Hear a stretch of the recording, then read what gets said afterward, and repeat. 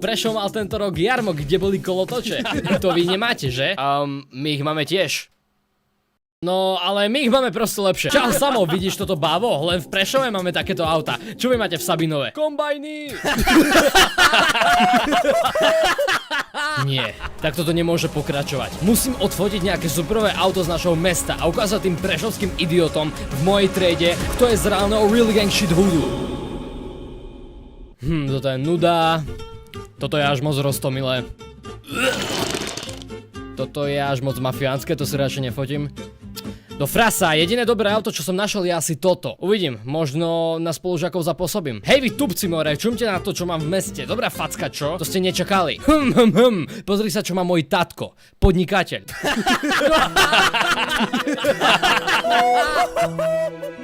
Ja vážne neviem, čo viac si ešte ohľadom aut pamätám. Akurát ešte to, že som stále chcel na Vianoce